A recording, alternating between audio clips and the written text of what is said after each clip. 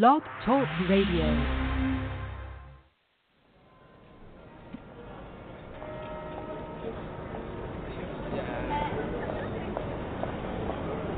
Do you ever stop to wonder if people really knew the truth about what was going on in the world, if they would be any different? Because quite frankly, normal abandoned me a long time ago.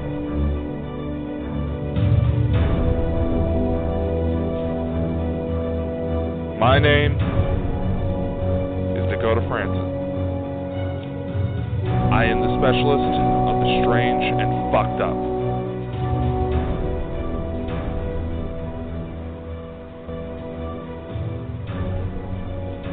You'll never see the world the same way once you stick with me.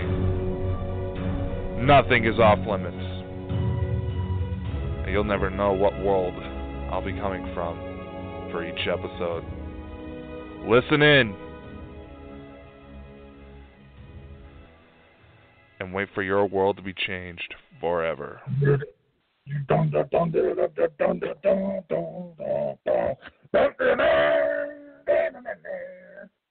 Hello, ladies and gentlemen. I am Dakota Frandsen, and welcome to part 2 of Real Supernatural Tales. I know I said I was going to try and make it a 2-part episode. I said I was going to come back in a couple minutes, and I couldn't, and I tried to do it at midnight, but I couldn't sleep.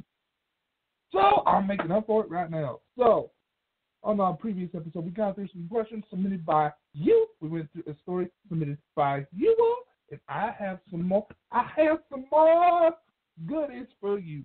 So without further ado, my boom, my boom, my boom, yeah. Without further ado, let's get it on. Making my mark again. Let's get it on. I feel so alive. Okay. All righty. The next question we have available. So let's just jump right into it, shall we? The next question comes from a user, and this was actually asked by a local news reporter. So, here's the question. What would potential clients look for to decide if they needed your help with a potentially paranormal problem? A news reporter came to me a long time ago, just a couple days ago, not a long time ago, asking me something along those lines in order to help with a column that she was working on. Someone apparently had asked her how to get involved with paranormal teams, and she was looking for some help. So they naturally came to me, because apparently I am the local authority on paranormal phenomena. Okie dokie. Now, this is actually what I told the columnist. Is that I told her that potential clients can often be split into 3 categories into what motivates them to seek paranormal assistance. The first category I like to call the curious mind. Essentially, these people who have watched some of the many shows that are out there depicting paranormal phenomenon, and they're just curious. They haven't really experienced anything themselves, but they found it interesting, and they just want to sit down and ask a few questions and maybe tag along on a ghost hunt if the opportunity came to them. Now, I get these type of people all the time, and if you have questions, feel free to ask me. I'm more than happy to sit down with you. The second group I usually like to use the label. I call the Tell Me I'm Not Crazy. This group, which I technically could qualify in when I first started this gig. Now, people that usually fit under this grouping are people that have actually witnessed something that they speculate could be paranormal, and they just want somebody out there to either give whatever event happened a logical explanation, to simply write it off and say, okay, you're not crazy, but this is what happened. This is what happened. You're not necessarily crazy. It is weird. or they want someone. Now, this can often lead to a lot more questions, which makes them technically part of the Curious Mind group, but they either want someone to tell them, they aren't crazy, this is actually what's happened, or like, yeah, this stuff, or they want someone to tell them that, yes, this stuff is real. What they saw was, in fact, something spooky, and that they aren't necessarily going insane. Dealing with this stuff a long time can potentially make you insane, but that's a whole nother subject. Now, the 13th, not the 13th, my goodness, I really need to slow down my thoughts. The third group I like to refer to as the 15-minute herbs. These people are individuals or groups sometimes who have the sole intention of trying to gain some sort of fame from alleged paranormal phenomena. When the shows like Ghost Hunters, Ghost Adventures came into major popularity, there were a lot, and I mean a lot, of people that took this route who thought that because so many paranormal reality shows are popping up, that if they either start their own team, they'll get featured, or if they somehow manage to make have a haunted house or a haunted business, that they can use that to get to reel in more customers. I was recently, in fact, one city that comes to mind right away is, and probably this is just because I was chatting with one of my very good friends that I met on this trip. But one of the cities that really comes to mind when it comes to this type of thing is Edinburgh, Scotland. And granted, the place is really old, and just about everywhere you turn, even when it's out of season, there are some sort of ghost tours or witches, where that is more along the lines because that is where the Harry Potter series was inspired, but it still fits under the category. Now, unfortunately, I have had a problem, and I know that a few other groups that are still active today have had problems with this third group because so many networks actually try to reach out to me for consultations on shows they're trying to put together. Either they're asking me if I have any stories or if I would help out.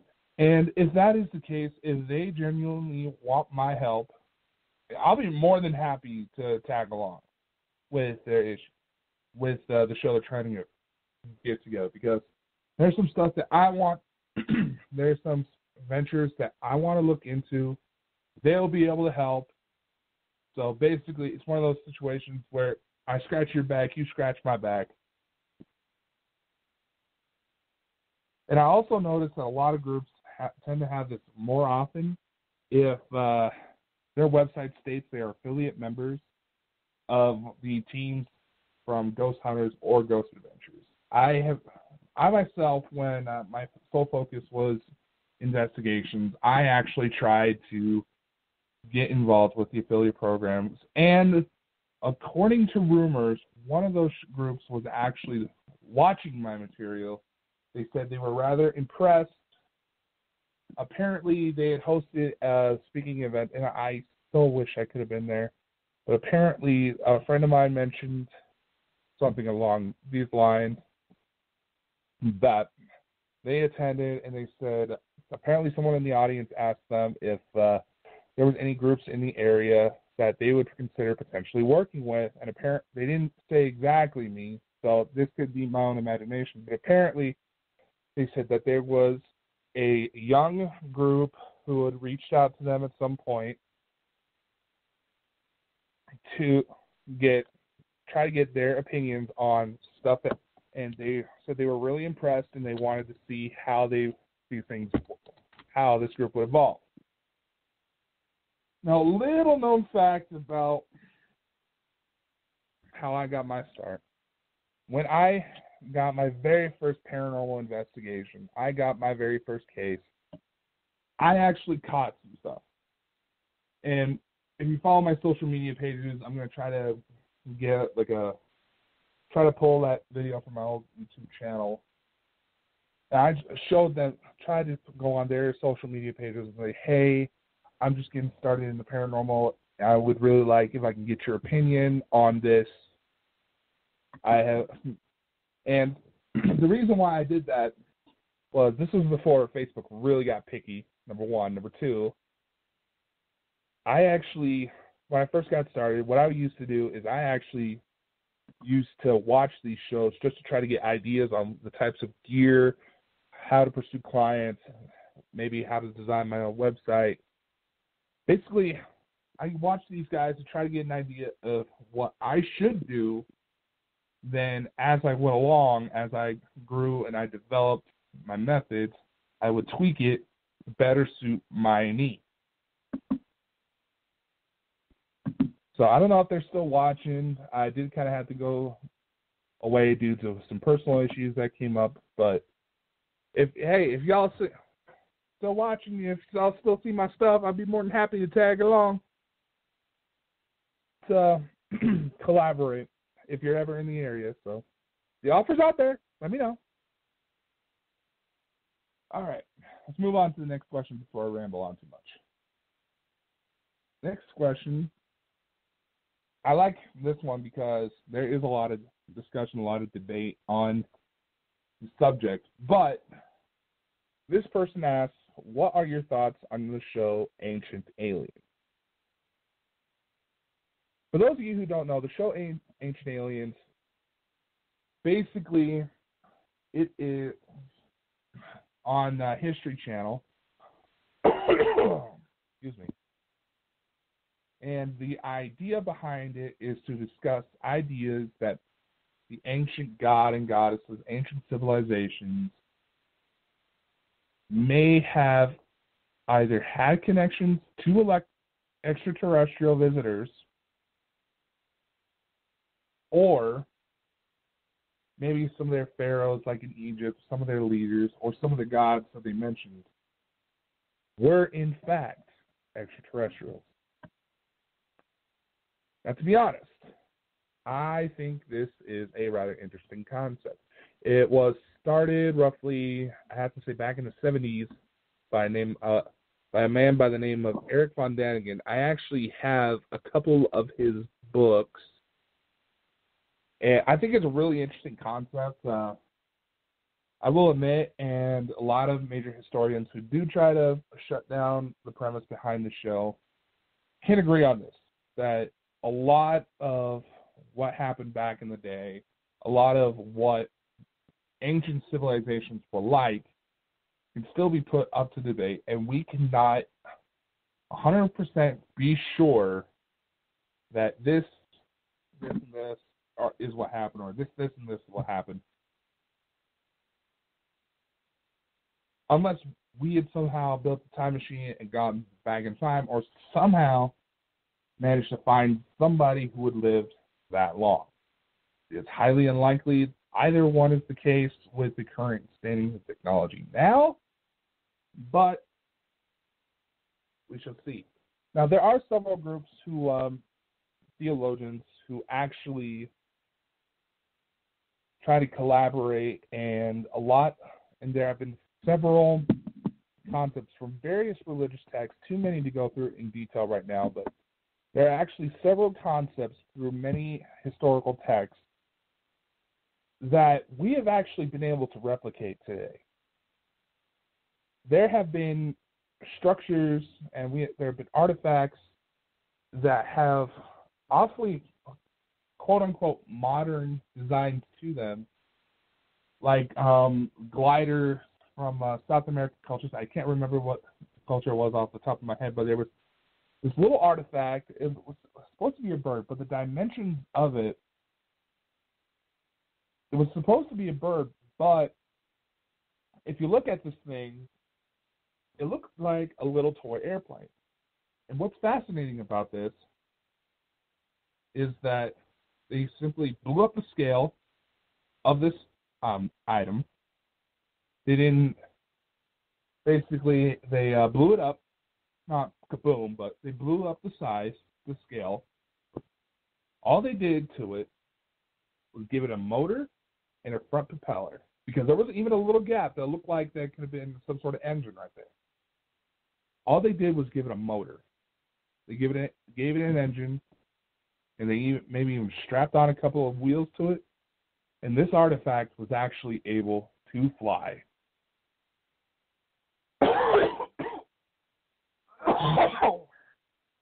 God damn it. I was done with this. Anyway, sorry about that.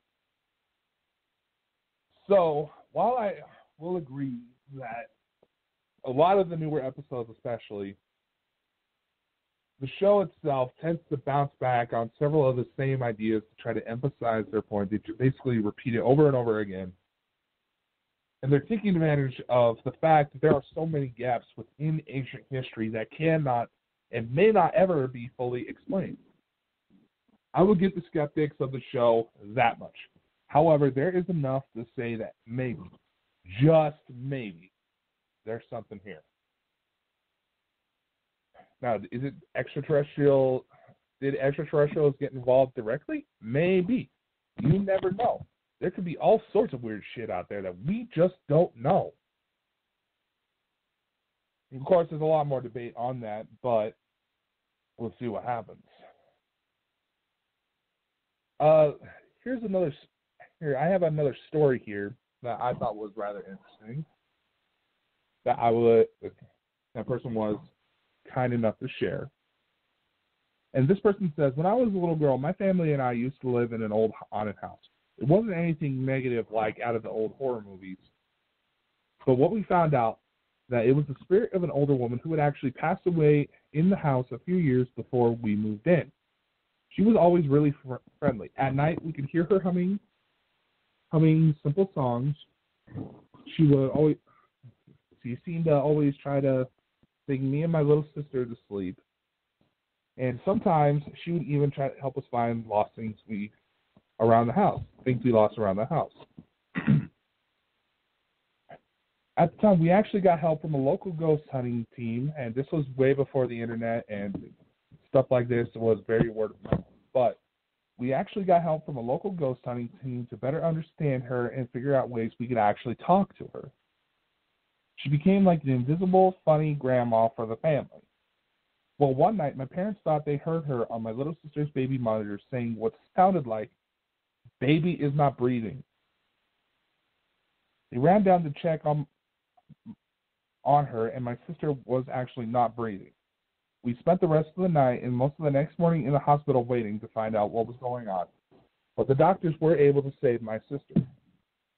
The nurses said that it was likely that if we waited any long, she might have not made it. My parents were actually so tired, they accidentally let it slip that the ghost who lives with us told them to hurry and save my little sister. The nurse just laughed and said it wasn't the first time she heard something like that. I can actually verify that from my friends who are registered nurses that this happens. That there are some strange circumstances where people believe that the ghost that lives inside their house told them to go check on the baby, something was wrong with the baby, and the ghosts were actually able to save their life. I know I mentioned on yesterday's episode that about the car accident and stuff like that happens too, where the person isn't always as lucky to be able to save their friend. But stuff like this, in fact, does happen, and I just thought it was really fascinating to talk about. Here's the next. All right, let's move on to the next question. I know I'm kind of jumping around here, but here's the next question. I heard somewhere that out of every 100 cases of ghosts, only about 5% of them actually have something real. Is that true? I'm actually going to have to say yes. It is true. If I remember correctly, it was Grant Wilson from the sci-fi shows Ghost Hunters who's actually quoted with saying this. He's no longer on the show, but he does attend a lot of paranormal events. Grant, if you happen to be listening, hey, what's up? But I actually have to say that these numbers are actually very generous. If I had to put it, in my experience, out of every 100 cases claims of ghosts, only about 1% of them have something real, and even that is a generous estimation. Truth is, it's hard to say, being that the paranormal research is often considered fringe or pseudoscience. There's a lot that can be up to speculation, and there's a lot that is actually tainted by public BS, and so on and so forth. It's hard to say for sure. But I also remember a quote by Neil deGrasse Tyson, and I like to quote this a lot when trying to say, when I try to tell people, hey, don't shoot down the concept right away, because there's a lot more that we don't know about. I believe it was Neil deGrasse Tyson that actually said that if we had to put numbers to how much of the known universe we have uncovered and cataloged, so on and so forth, how much of the known universe we have actually been able to catalog, very generously, is only 1% of everything that is out in the cosmos. We do not know, and that is why science and even paranormal research is so amazing, because the more we find out, the more we realize there's a lot more to it. So, in a way, to answer your question, yes, it's true, but it's slightly more complicated than it seems. All right, next question. What are your thoughts on alien abduction? I tried to contact this person to see if there was anything in particular that they were wondering about alien abduction, whether or not if I believe the stories were true, or if they were wondering what maybe the science was about it. Now, going with usual questions that come first off, do I believe alien abductions are happening? This kind of ties back to the last question a bit, but do I believe that alien abductions could be happening? As much as the media makes it seem, no.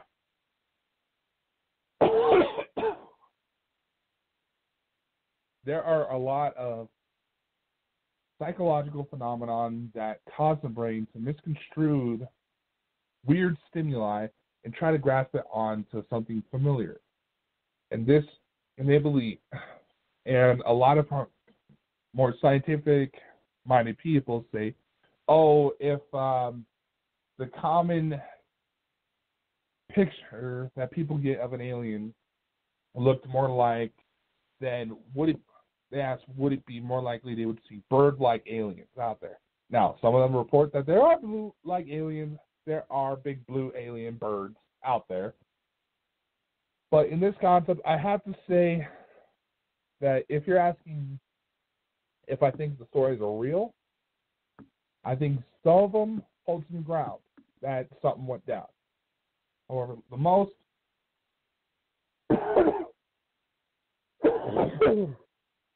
I'm afraid I'm not going to get all the questions. My God. Most aren't real, but there are some that have some ground to them. Oh, man.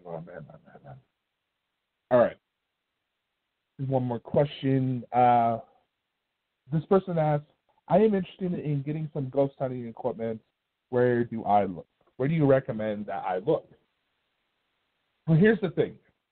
You don't necessarily have to go to any special ghost store in order to get ghost hunting equipment. You can actually get some of the basics from your nearby Walmart. Or you can even use some of the ghost hunting apps I can't go through all of them right now, but you can actually say if you're just wanting to catch EVPs, you can use any microphone apps that you have on your phone.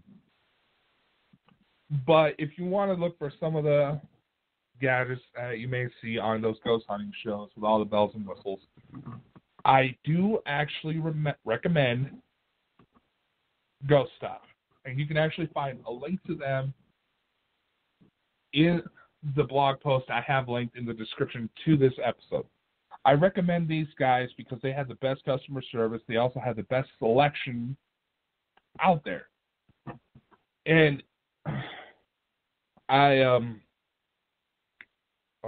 where are they? If I remember correctly, they're actually based out of St. Cloud, Florida, and they have a physical store that if you happen to be in the area, you can check out yourself, or you can just check out their website. You can just go into the description, click on the links, the blog post link that I have on my website, and you can also just click on that link provided, and you can check them out there. You can also check out some of my other social media pages and some of our other partners, the other people we have partnered with, to bring you guys some really cool stuff. Trust me, there's a lot of really cool stuff out there. Some of it's paranormal related, some of it I thought it could be useful software for if you're a musician or you perhaps do a lot of audio developments. I'm working on a few more partnerships to try to get you guys some more cool discounts, stuff like that, so keep an eye out. All right, I'm going to take one more question before I close out this show. Like, in your opinion, all right, just checking how much time we have left, but in your opinion, what is the most accurate portrayal of paranormal on television? Try to ask this person if they meant if it was like certain ghost hunting show, or if they meant shows like CW Supernatural, stuff like that. I'd have to say that in the paranormal reality series,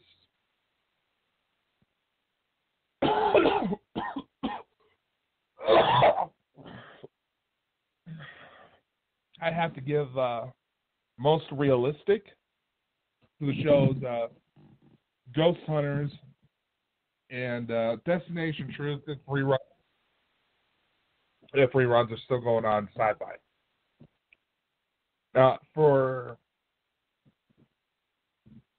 I have to say, if you go for the more fictional stuff, I have to say the closest, and this is because they actually try to do a lot of research on this stuff, but they also take a lot of liberties. The show Supernatural actually does get quite a few things right. Don't have enough time to really go into detail, but shut up, you voice. Sorry, I have a voice that tells me when I'm running out of time. So anyway, that is our show. I hope you enjoyed. Be sure to look out for more episodes. I can't exactly when the next episode is going to be airing because I'm going to be out of town next week to take care of some work. Be sure to check out the link in the description to a blog post. I added some of our partners. You also check out my website, Facebook, Twitter. Like, share, subscribe, follow, whatever. Check it out, all our stuff on social media.